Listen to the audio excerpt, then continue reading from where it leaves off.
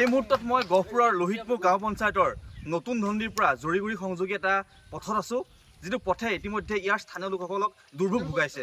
Camera সঁচাকৈ নিবিড় আছে, নিবিড় পৰিৱৰ্তন হ'ব। এয়া চাওক, পথ নে পুখুৰী ধৰিব নোৱাৰি।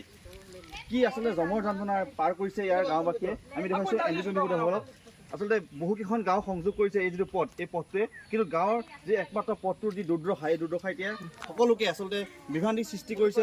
আচলতে আমাৰ লগত গাঁওবাসী আছে, চেষ্টা কৰিম আপোনালোকৰ মাজলৈ অকণমান আহিছোঁ। কওকচোন, পথ নহয় যেনে পুখুৰী, বোকা, মাটি ৰুব পৰা পৰিৱেশ সৃষ্টি হৈছে। আচলতে লজ্জাৰ বিষয় আজিৰ এই অৱস্থাত এনেকৈ থকাটো। আজি বছৰ বছৰ ধৰি এইটো যিহেতুকে পূবদণ্ডি নতুন দণ্ডিৰ পৰা জৰিগুৰিলৈ ইয়াত সংযোগী পথ, ইয়াত গৈ আপোনাৰ চৰাইবাৰীলৈকে পায় আৰু ৰাওনামুখত সংযোগী ইয়াতে ৰাস্তাটো আছে। আমাৰ মিচিং ৰাইজে ইমান জ্বলা-খলা খাই আছে, কিন্তু কিহৰ পৰিতাপ আমি আজিলৈকে অনুভৱ কৰিব পৰা নাই।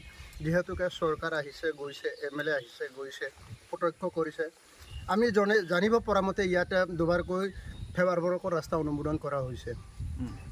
কিন্তু দুৰ্ভাগ্যবশতঃ এইটোৱেই যে আমাৰ এই ৰাস্তা ইয়াৰ পৰা কাটি নি বেলেগ ঠাইত সংযোগ কৰিছে।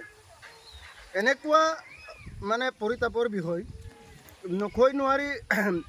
মানৱ ধৰণী হিচাপে আমাৰ ইয়াত জনপ্ৰিয় বিধায়ক মহোদয় আছে, আৰু একেতে আজিৰ যুগত দুটাকৈ পৰিকল্পনাত বহি দিলে। 2026 এতিয়া আহিবৰ হ'ল, কিন্তু আমিও এতিয়া অলপ চিন্তা চৰ্চা কৰিবলগীয়া হৈছে, যিহেতুকে আমাৰ সমাজক এনেকুৱা পৰিস্থিতিত জীয়াই ৰাখিছে। বিশেষকৈ গহপুৰ সমষ্টিৰ পাঁচখন পঞ্চায়ত দক্ষিণাঞ্চলৰ মিচিং অধ্যুষিত এলেকাত আমাক এনেকৈয়ে মানে মাহীমাকৰ চকুৰে চাই আছে। লজ্জাৰ বিষয়, আমাৰ পৰা ভোটবিলাক আদায় কৰি এওঁলোকে ডাঙৰ ডাঙৰ হত্যালিকা সাজিছে, কিন্তু আমাক এনেকৈ বোকাত পচিবলৈ দি থৈছে।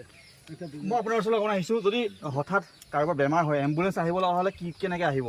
ইয়াত দাঙি লৈ যাবলগীয়া হয়। আমি দেখিছোঁ গাড়ী এখন অলপ ঠেলি উলিয়াইছে অলপ আগত। হয়, তাৰমানে আমি সঁচাকৈ আমি বহুত কষ্টত ভুগি আছোঁ। আমি বছৰ বছৰ ধৰি আমি প্ৰায় 50 বছৰ হৈছেহি এই সংযোগী ৰাস্তাখন। এতিয়ালৈকে মানে চৰকাৰে মেৰামতি কৰিবলৈ আমাৰ পৰা ৰাইজে আপত্তি আমি দিছোঁ। নিশ্চয়, মই কেমেৰা সঁচাকৈ পুনৰ পৰিৱেশটো সময় আছোঁ। ৰাস্তাৰ যিটো পৰিৱেশ চাওক, আচলতে এক পথাৰ সদৃশ পৰিৱেশ, যেন ৰাস্তা নহয়। বছৰ বছৰ ধৰি এই পথটো এনেদৰে আছে, আৰু জমৰ যন্ত্ৰণা ভুগি আছে। যদি হঠাৎ কাৰোবাৰ বেমাৰ হয়, মেডিকেল নিবলৈ আচলতে কোনো ইয়াত সুবিধা নাই।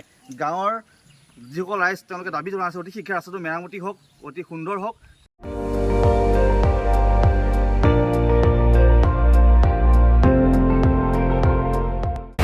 আপুনি চাই আছে ND24, সৰ্বশ্ৰেষ্ঠ নহয় সৰ্বোত্তমৰ দৌৰ।